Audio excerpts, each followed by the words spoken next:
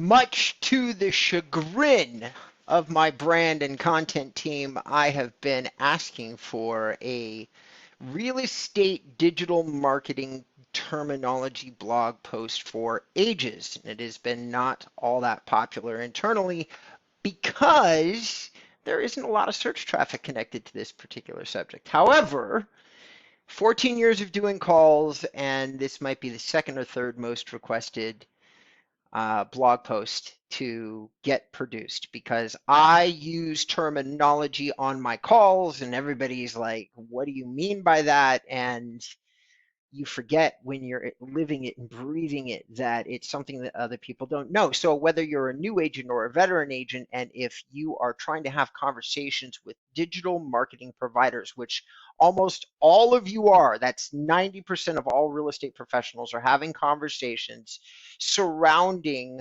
digital marketing, real estate websites, CRMs. So we're going to discuss terms that you may have heard over and over again, didn't necessarily know what they meant, but were too, let's just say, respectful of the other person to jump in the middle of their conversation and say, what do you mean by that? So I'm just going to go through the blog posts. The terms here are ones that I've used in my videos, which is how they pulled the list together, and they also did some research outside of this. Shout out to Ben, my magnificent world traveling head of content, who has taken over the writing of the InboundREM blog for the last couple of years, or maybe last year. I don't know what the exact time frame is, but he has done. I feel like he is the best writer working in the real estate world today, and I'm always super excited to get into his work. And I have rarely, if ever, only a few times in the years we've been working together have I found things that I want him to go in a different direction. So here we go. Responsive design.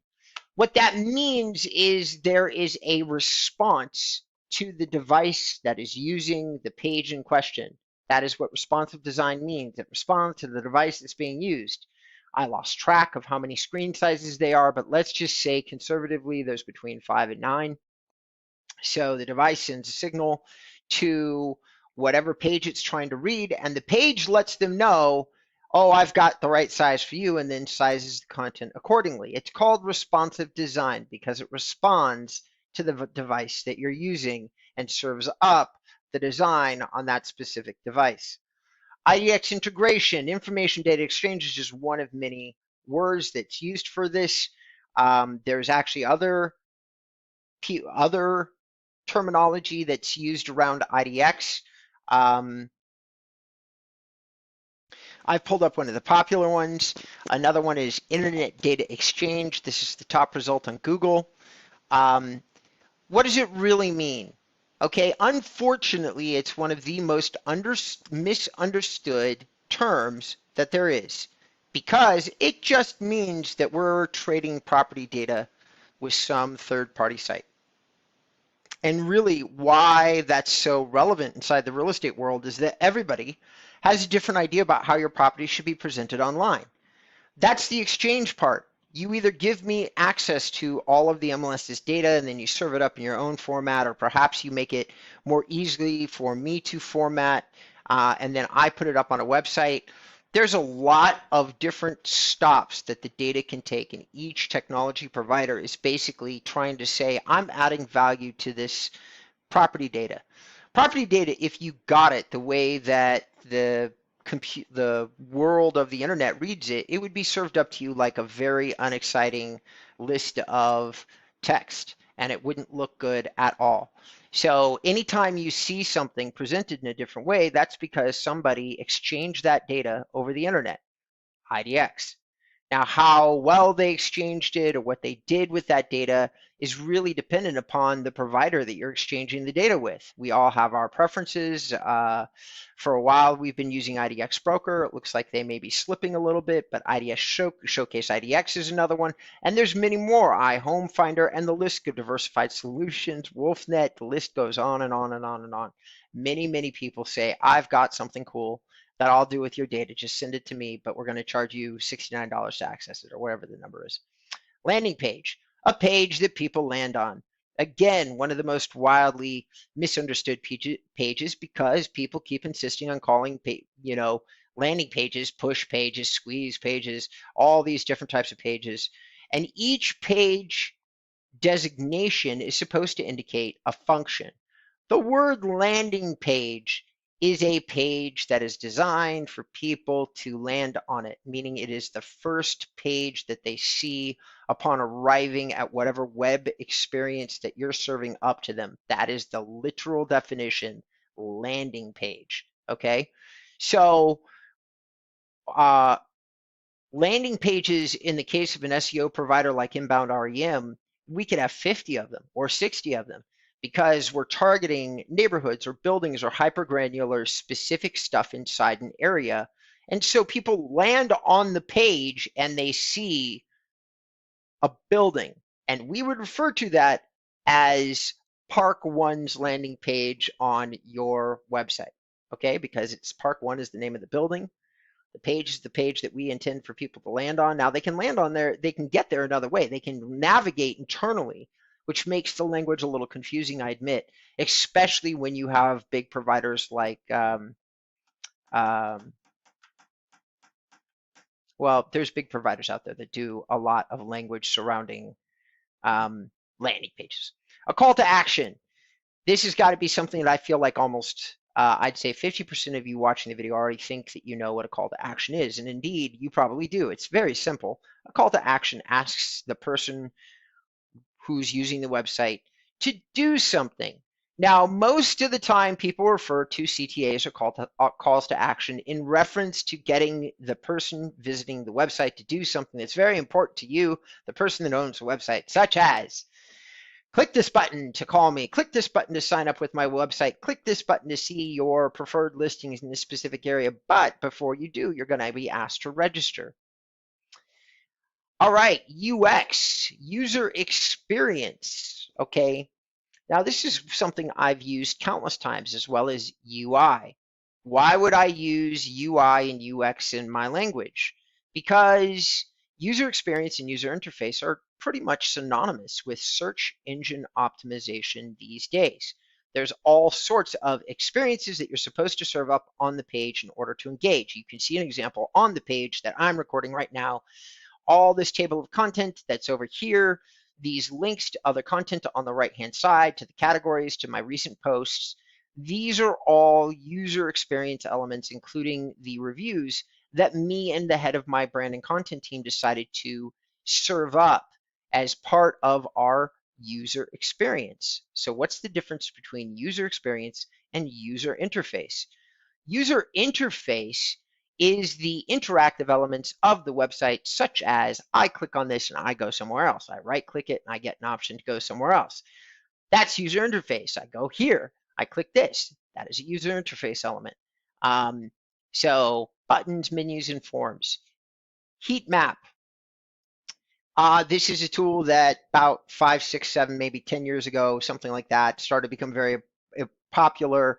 It is a tracking tool that is installed in the browser. There's a little cookie or program there that generates something, a dot, something that tracks this, okay? Heat mapping is literally mapping out the movement of the person who's using the website's device, whether that is a thumb, which will oftentimes appear as color-coded elements on the page, such as blue, green, red under these, which is an indication of what is clicked the most, least, medium, yellow, stuff like that.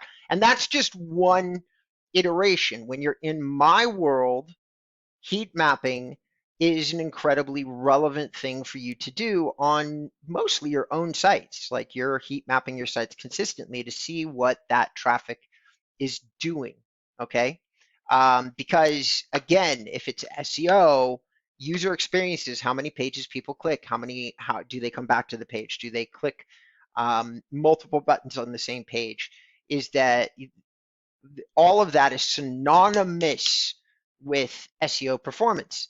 So heat mapping is something, I'm not going to say that we do it all the time. We don't have the time, but we have done it. We will do it again. It's something that's in our toolkit and we do mention it.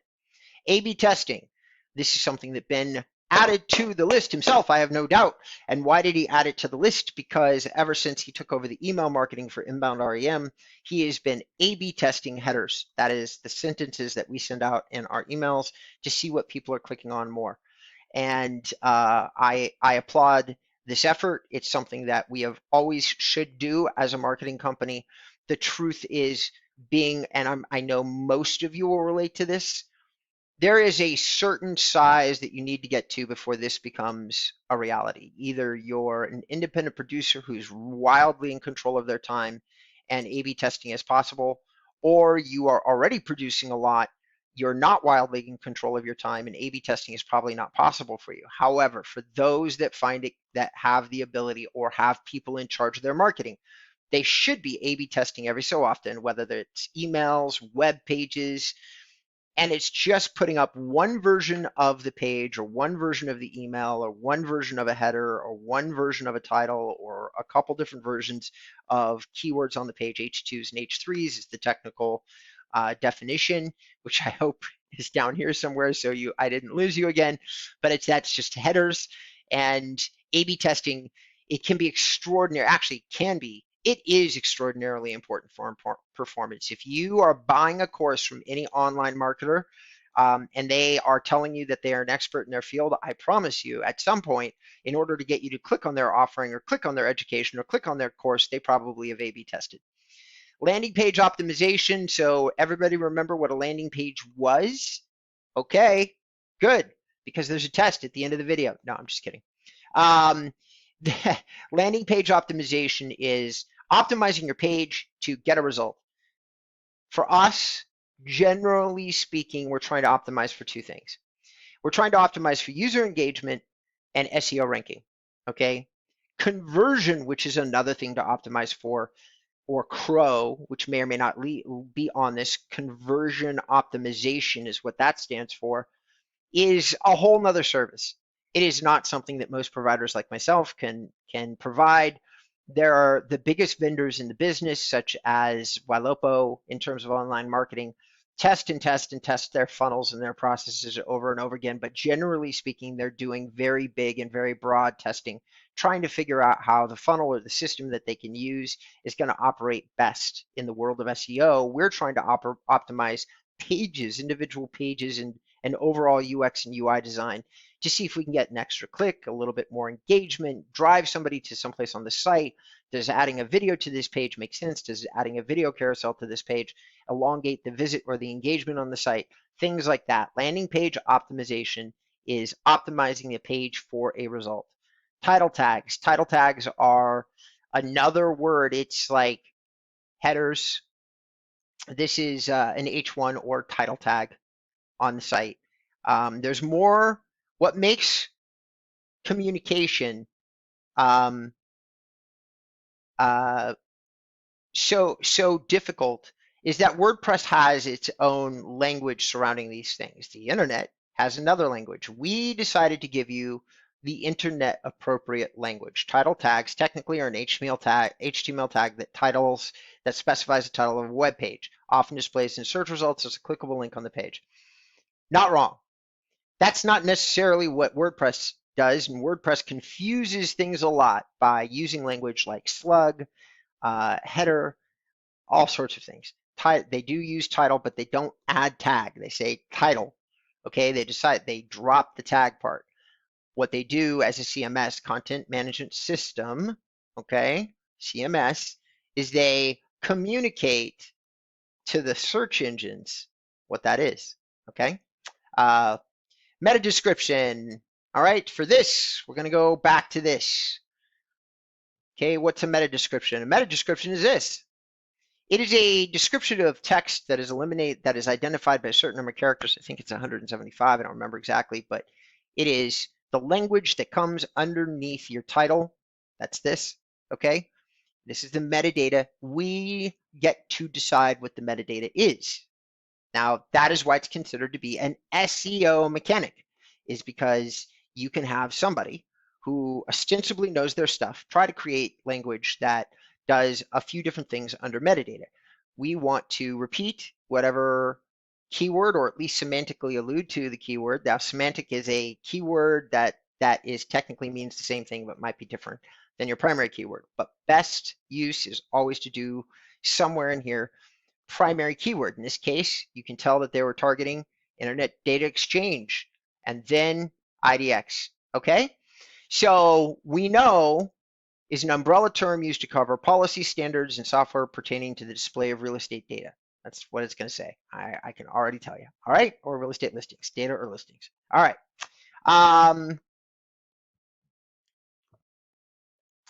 Header tags, HTML tags used to organize content on a web page, including H1, the main heading, H2 subheading, and H3 through H6 subheadings. What you are looking at here is likely H2s, if I know Ben. And this is a subheading. We are basically saying that all these subheadings have equal priority in the way that this particular piece of writing is organized. Why is that important?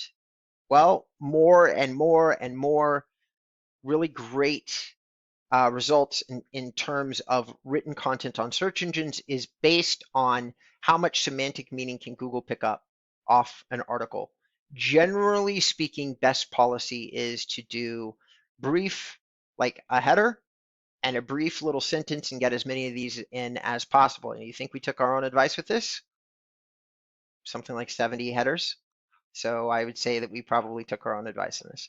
All right. So, but we're targeting ultimately a very low volume keyword, which is going to be real estate website terms and real estate digital marketing terminology or terminology. All right. Not very much traffic to these. So it's kind of a post to have some fun with for us. All right. Alt tag is what describes the content. So an alt tag is actually an alternative tagging mechanism when you cannot see what's happening on the page. Alt tag. Header tags is one kind of tag. Alt tag literally means another kind of tag. And in this case, it's usually refers to the content of an image for accessibility and SEO purposes. Now, what's this accessibility thing? Well, if you are visually impaired or have some other disability, as everybody here can probably guess, you know, not having access to the internet is a fairly large handicap. So it's best case, best use policy for Google to have some other signals that besides just a visual piece of content, visual words. How do we do that? Alt tags are our ability to describe an image, put a description and some keywords in there so that the person who may be visually impaired or something else has an ability to read an image or to listen to what the image is. So a good, nice, descriptive comment goes a long way. Google, being fairly altruistic, awards you a lot if you do these alt tags by understanding what the content is better. Usually images are kind of like descriptive. The way that I view images is just like a kind of descriptive bonus that helps solidify the subject matter. And when you start thinking of it that way and describing the images in detail to the search engines definitely add a little bit of extra credit to your page. Not to mention, generally speaking, content that has images performs better engagement, more clarity of understanding, so on and so forth.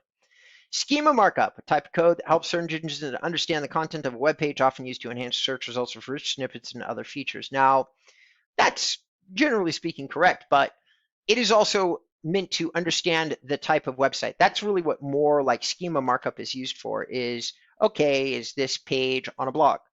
Am I reading a blog post? Schema Markup allows Google to easily understand the type of page that it's reading.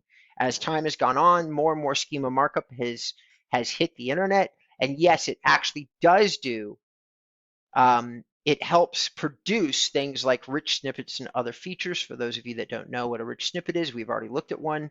This and these, do you see featured snippets? This is a featured snippet, maybe not a rich snippet, but these are rich snippets.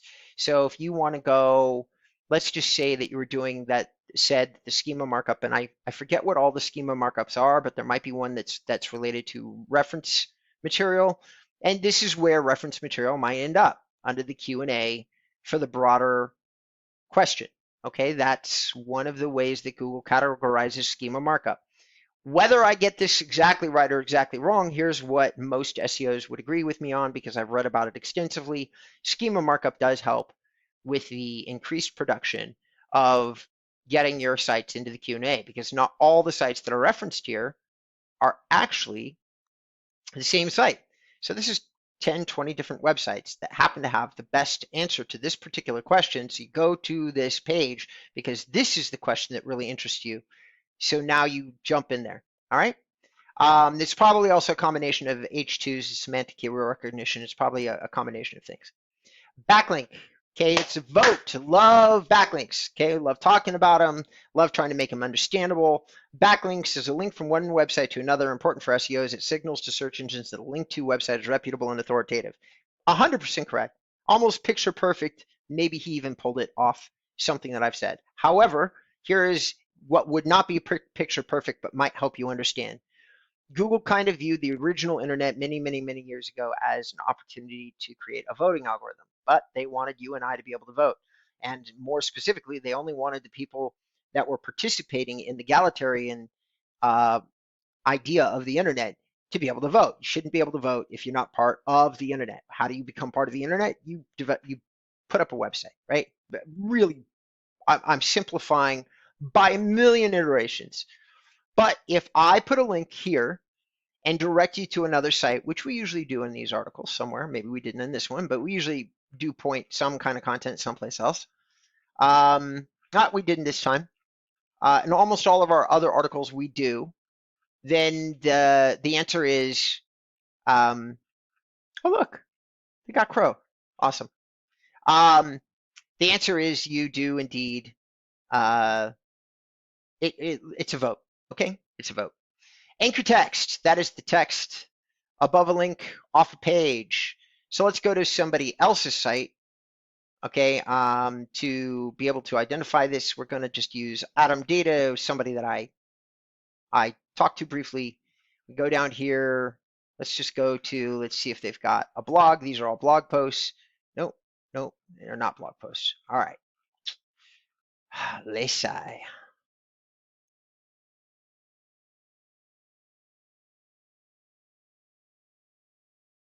Okay, this is anchor text. How do I know that? Do you see where it says data solutions and then it turns colors? That is indicating that if I was to click this button, I would go someplace else. You've all probably seen this. This is what's called internal anchor text. Why is it internal? It is internal because it is part of the website. All right. So it is an external link. Might be this. Let's open it up and find out. It indeed is. Takes you to the National Geographic. This anchor text, so anchor is I have a link. I'm going to send you someplace else, but I'm going to overlay that directive with a word. That word is called anchor text. Incredibly, incredibly, incredibly, incredibly relevant for today's SEO. Most people, myself included, believe that Google has wrapped up a lot of their anti-spam initiatives into the anchor text distribution, which is just as a way to say that if your anchor text profile looks manufactured based on data, they're going to say, we're not going to reward you with as much, right? We're going to give you like a 20 or 30% penalty.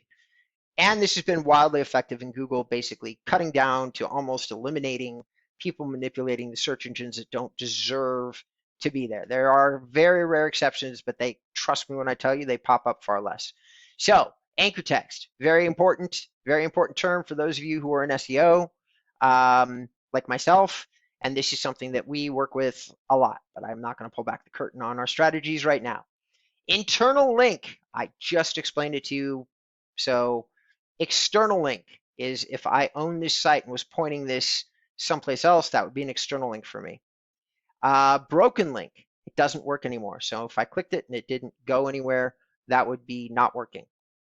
Canonical URL, something that we use, almost everybody uses. So canonical URL is a preferred version of a URL when multiple versions of the same content exist. Important for SEO to avoid duplicate content issues. Also important to send some kind of signal when you build like a video and it's for a page, but you let's say post it on YouTube, but then link the video, HTML it into the page.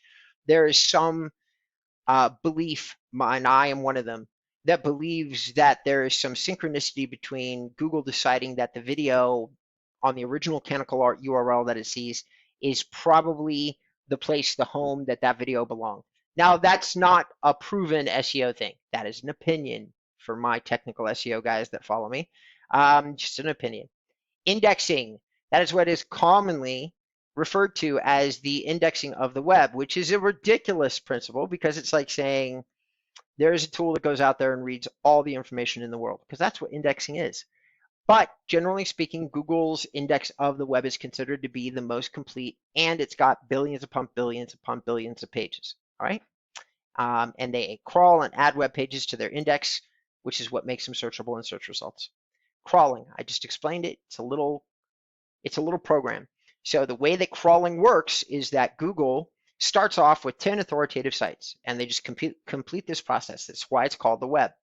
And what they do is they take those authoritative websites and they send the Googlebot. It's like a list that they have, but the Googlebot starts its crawl every single time on these 10 sites, and then crawls every available page off that site that it can find.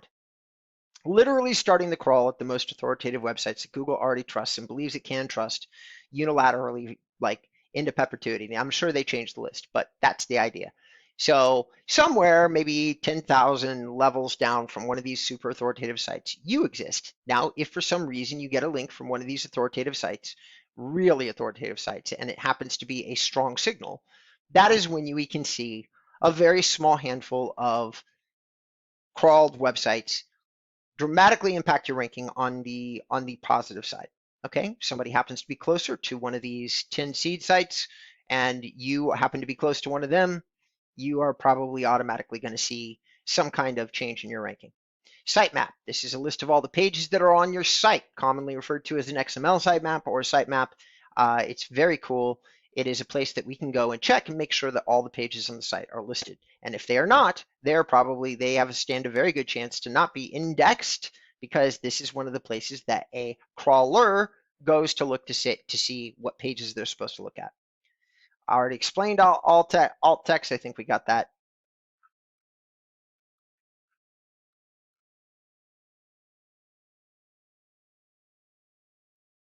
Alt tag. Okay. Alt text, a description of an image that appears in HTML code and used by. I explained that earlier on.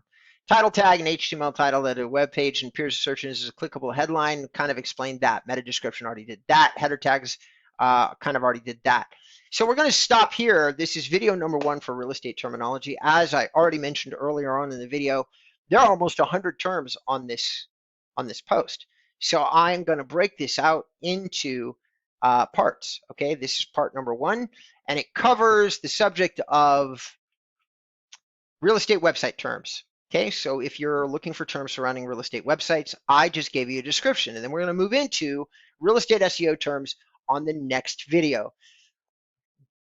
I would really hope that if you see somebody like me and my guys and everybody that's involved in InboundREM, like we are a true mission company. We really do this kind of content just to try to be helpful. That's it. We're really out there fighting the good fight, trying to make sure that as many real estate professionals that have interest in a subject, they have somebody that knows what they're talking about, give them very concrete answers. Did we do that? Have you learned anything from this? Did I help at all? Did I confuse the issue for you? I would love to get some feedback for you down on the YouTube comments. They're going to be right under this video. Hey, you know what? If you're feeling incredibly generous, you can give me a thumbs up. And I am always appreciative. Thanks, guys.